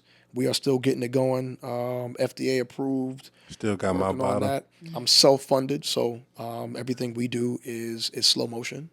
But I prefer to do it that way, keep less hands in the pot. Obviously, as you know, with the wine brand, there's not a lot of money going around. So the more hands I have, the more dividends I have to cut. I prefer the slow grind than to throw it on the shelf and I see less stack. So I'm big on that, man. And then lastly, I do want to get into business consulting. So I will be doing that. I want you to mentor me in that endeavor. Because what I'm seeing right now via social media online is a lot of what my mom would say tomfoolery. It's a lot of bullshit. And I think that just because you do have assets, maybe a nice car or Gucci, doesn't mean that you deserve the right to have a platform to tell people how to make money when you don't understand money. Understanding money is it is an art form in that regard too. And not everybody understands that. And I think what gravitates people to those types of individuals are the material things that they have to press and to showcase. So if I have a Lamborghini and I put that behind me and I get on the screen and say, yo, for $500, I could show you how to get one of these. It's going to be a lot of people that's going to pay that $500. And then when they get bullshit in return, that guy just came up and you just missed out. And so that's happening a lot. And well, Jay, what would make you? Well, I came from nothing to something, and then I went from something to millions. I went from leasing to owning. I went from bad credit to Amex Black Centurion holder. Man, And pop it. I'm only one of a few in that fraternity. I'm in the fraternity of Jay-Z, Diddy, Pharrell, and the list goes on. Seen it. Like, I mean, I heard it. no, it's a fact. Now, you've seen it. You've held it. Yeah. You held it in your hands. I mean, so to be able to be in a fraternity like that just means that you move in numbers at the end of the day. So there's real, and then there's really for real. There's nothing wrong with leasing. There's nothing wrong with anything. My thing is just understanding how to do it based on tax purposes, different things. So if you are an entrepreneur and you want to get into business, or an athlete that's looking to get into business, or someone that's looking for a blueprint as to what to do, I can help in so many different regards because I've been there and I've done that. I've had to reinvent myself 3 times, and so I understand the market. I understand supply and demand. I understand how to make money. I'm great at what I do in terms of real estate. I'm great at what I do in terms of dollars and cents when it comes to business. And if people can put an ego aside and listen to someone, then I can give you some game. Anything you need as far as content purposes, bro, I got you, Yeah. bro. And like I said, Putting it together, and putting you it know in your what? That's ebooks. exactly why I just said, and I said that transparently. Like I need for you to mentor me in that regard because Let's I do don't know it. everything. I know the knowledge. I know the education behind how to make money. I know the knowledge behind how to revitalize your credit, and we've done that. You've paid attention to certain things. You've done it. Yeah. And I've seen your life elevate in certain ways. Like when I speak, I know what I'm talking about, and it costs you nothing really. Like there's ways to do things the right way. Yes, bro. And so yeah, there are certain things that I don't know, right? So I want you to mentor me in that regard and teach me how to get my face out there, and really not for me to be seen, but I would love to help people really turn their lives around because I've done that. Man, this was refreshing, man. Yeah, it Insightful. sure was. Man. Go ahead and plug everything you got, JB. So we can go ahead and close it out. Man, I'm just regular, man. I'm regular. I'm here for Coach J, man, for sure. Just here to support and show my appreciation to him, man. I feel like has been very pivotal in my life as far as when like back was against the wall and I was just like, what do I do next? And it all started with a DM and a phone call and a come work out. And Jazz, I appreciate you letting me on the show here at the same time as the GOAT. You know what I'm saying? I know the list was long, but to catapult what Coach J said, man, about entrepreneurship and really loving what you do, it's been really hard. And he's been supportive when he didn't have to be, and he's been there for me to answer any question I've had, as far as like transitioning. And I just, as much as I mean, there's nothing I could do, money wise or anything, but I just gotta tell him thank him all the time. Like every time I see him or text, I just got to because y'all don't understand how like I needed Coach J in my life at that time and how he just God put him in my life for that position right there, and it just like it's made me who I am today. Like if I hadn't went over there, I never would have met the person that manufactured my shirts. I would have never met my translator has moved to Atlanta, and I've never would have met him and built that relationship. And now I got something else going on. Or the documentary I got for Inkfile, who's now being bought out by Busy, who is HBO. Like I never would have met those type of things had I not, did something through Coach J. And so, everything that's been happening lately, like really lately, has been like the seed that he planted in the relationships that I've gone through. Just started with him, just saying, "Hey, bro, just let's go overseas this year." And so, Coach J, I just want to say I appreciate you, man. Even being a father, man. Like You're very welcome. I was so scared being a father, and he was like, "Man, just relax, man." I was like, "I ain't got this, man. Like, I'm about to have a baby, man. Like, I'm about to have a kid, bro." And Coach J, man, just blueprint. Hey, man, just be a dad. And the example, without saying anything, just seeing him with his son and how he was reacting and taking him to the gym and doing all this stuff. I'm like, dang, man, I want to do that, Yeah, man. And so You are very welcome, bro. I appreciate it so much. And I support him to this day, and I buy his shit. Even when I was like, "Yo, Coach J said, no. How much is it?" Like, Coach J, come on, man. Just no. How much is it for That's real? a fact, bro. buy You do. facts. You do, know what I'm bro. saying? And I think the next thing for us, the next chapter is for us as we close out. And I don't know all the time constraints, but as we close out, it's time for that next level of conversation. Now it's about how we park that cash. You know what I'm saying? For sure. Because I don't know how you conduct your business, but you don't want everything to have to go through JB's hands. Meaning you want to be able to sit and check your phone, check your money. Mm-hmm. You know what I'm saying? Release some of the sweat equity from you physically into now having a well-oiled machine. And then when you have that lucrative income, where to park that and let that money work for you. Yes, sir. Create soldiers with that finance, and that way your money is making more money and not JB having to hustle for more money. I think that's where you at now because you're making great money.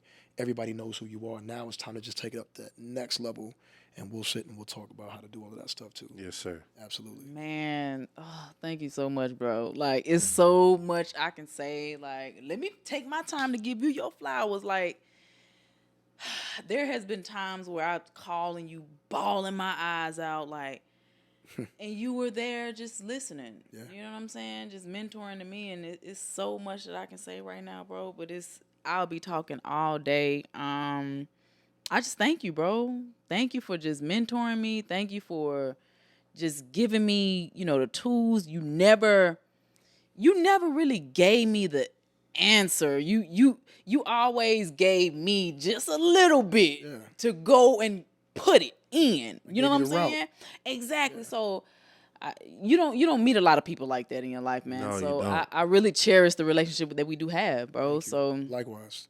Thank you so much. man, no problem, man. Y'all are now tuned into another Cold Game Conversation, and I am your host, Jazz Avante. Man, y'all go ahead and like, subscribe, share this video if you find value in it. And man, that's it, man.